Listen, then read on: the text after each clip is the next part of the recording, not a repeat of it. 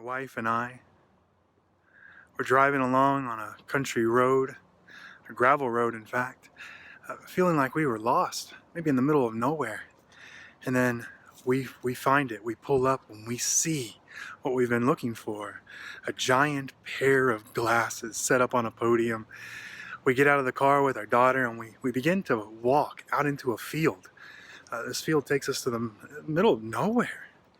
And there we find it, a memorial set up to a horrible tragedy that took the lives of 4 people and rocked the culture in America for some time. That memorial you might be familiar with was to Buddy Holly, Ritchie Valens, and the Big Bopper, as well as the pilot of that plane. And it reminded me of other memorials that the Bible talks about. In the Bible, there's a man by the name of Noah who has just gone through probably the worst tragedy the earth has ever known. Guaranteed the worst tragedy of his life. He had spent 120 years speaking to people. No one listened. And only him and his family chose to get on a boat that God had called him to build that would bring safety to him and anyone who would get on. He had lost friends and he had lost other family members. But Noah, when he got off that boat, when the animals came running out and they began to disperse around the land, Noah was pointing to God's goodness. He saw the rainbow, and he was promised by God that this would never happen again. And Noah set up an altar, a memorial, to remember the goodness of God in this and saving him and his family. God's care to reach out to anyone who would listen to take that boat, to take that safety. You know, throughout the Bible, over and over, you see these memorials set up where an altar and a sacrifice is made to remember God's goodness and to remember God's presence, even in a scary moment, even in a tragedy moment. The memorial is to God's goodness and God's care. And I just, want to ask, what memorials are we setting up? What memorials are you setting up in your life? Are they to the tragedy, or are they to the goodness of God in the tragedy?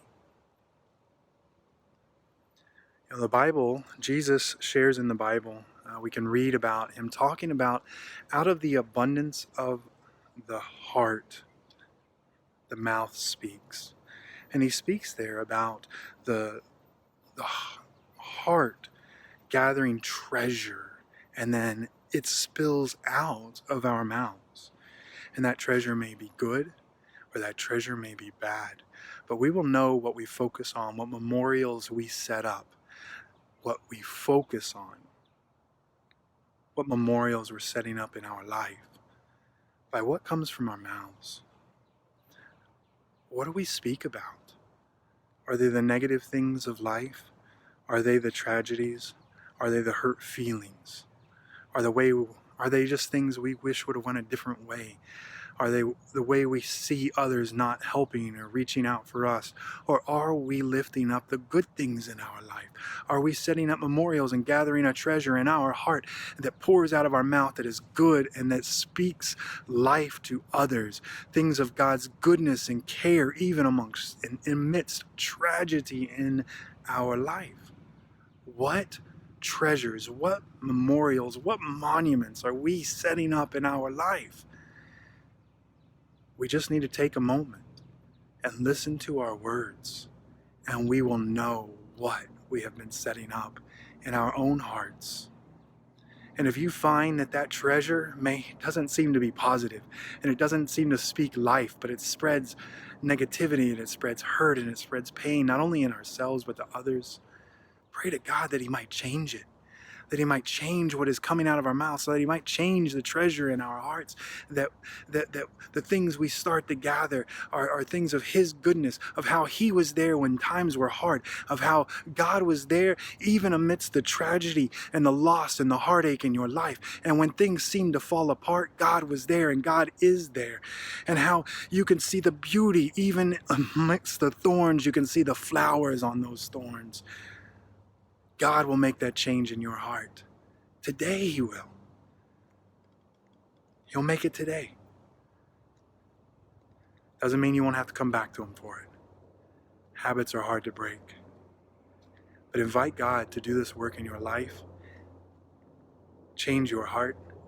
And I know that soon the treasure of your heart that spills out will be one of celebration and joy. It will be a good treasure.